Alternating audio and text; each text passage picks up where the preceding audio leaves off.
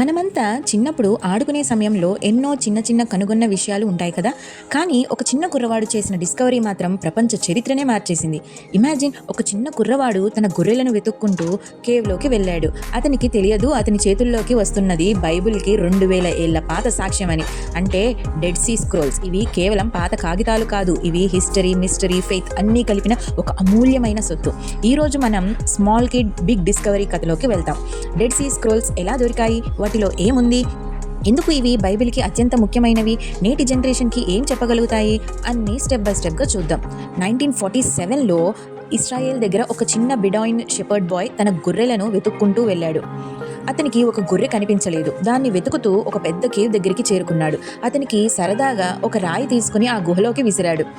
సాధారణంగా శబ్దం రావాలి, కానీ క్లింక్ అని మట్టి పాత్రలు పగిలినట్టుగా శబ్దం వచ్చింది. ఆశ్చర్యపోయిన ఆ కుర్రవాడు లోపలికి వెళ్ళి చూశాడు. అక్కడ అతనికి పెద్ద పెద్ద క్లే జార్స్ కనిపించాయి. వాటిలో కొన్ని ఖాళీగా ఉన్నాయి, కొన్ని మూత పెట్టబడి ఉన్నాయి. వాటి లోపల చుట్టి పెట్టిన స్క్రోల్స్ ఉన్నాయి. ఆ కుర్రవాడికి అవి ఎంత విలువైనవో తెలియదు, కానీ ఇదే డెడ్ సీ స్క్రోల్స్ అనే 2000 ఏళ్ల పాత్ర గ్రంథాల సమాహారం. ఇప్పుడు ప్రశ్న, ఇవి ఎవరు రాశారు, ఎప్పుడు రాశారు? చరిత్ర చెబుతుంది ఈ స్క్రోల్స్ అన్నవి క్రీస్తు పూర్వం 3వ శతాబ్దం నుండి క్రీస్తు శకం 1వ శతాబ్దం వరకు రాయబడ్డాయి.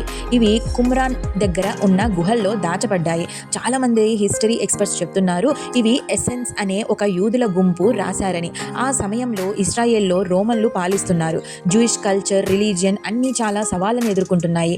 బైబిల్ స్క్రిప్చర్స్ని సంరక్షించడానికి ఈ ఎసెన్స్ వాళ్ళు పక్కకు వెళ్ళి డిజర్ట్ దగ్గర గుహల్లో కమ్యూనిటీగా ఉండేవారు. వారు ప్రతిరోజు స్క్రిప్చర్ రాసేవారు, కాపీ చేసేవారు. అదే Dead Sea Scrolls.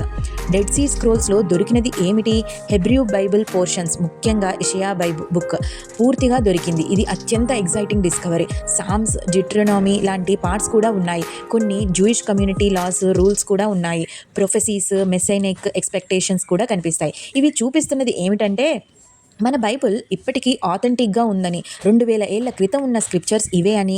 Dead Sea scrolls దొరికిన తరువాత ఆర్కియాలజిస్ట్ వచ్చి అక్కడ ఎక్స్కవేషన్ మొదలుపెట్టారు. మొత్తం 11 కేవ్స్లో 11 కేవ్స్లో ఈ స్క్రోల్స్ దొరికాయి. 900కి పైగా మాన్యూస్క్రిప్ట్స్ బయటకు వచ్చాయి. మిస్టరీ ఏమిటంటే ఎవరు ఈ స్క్రోల్స్ని ఆ గుహల్లో దాచారు, ఎందుకు దాచారు?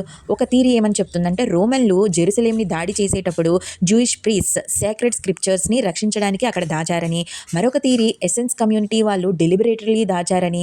ఏది నిజమో పూర్తిగా తెలియదు, కానీ ఇది ఒక అన్సాల్వ్డ్ మిస్టరీ. ఆ సమయంలో జూయిష్ కల్చర్ చాలా స్ట్రిక్ట్గా ఉండేది. లా, రిచువల్స్ అన్నీ చాలా ముఖ్యమైనవి. పొలిటికల్గా రోమన్స్ అధికారం చూపుతున్నారు. జూయిష్ ప్రజలు ఫ్రీడమ్ కోసం ఎదురు చూస్తున్నారు. ఎకనామికల్లీ చాలామంది రైతులు, షెపర్డ్స్ మాత్రమే, కానీ రిలీజియన్ వారిని కలిపింది. ఇప్పుడు మనకు ప్రశ్న, ఇవి నేటి జనరేషన్కి ఏం చెప్పగలుగుతాయి? Faith is unshakeable. 100 ఏళ్లుగా స్క్రిప్చర్స్ మారలేదని ఇవి సాక్ష్యం. Truth survives time. మనం ఎంత మారినా గర్డ్స్ వర్డ్ మాత్రం మారదు.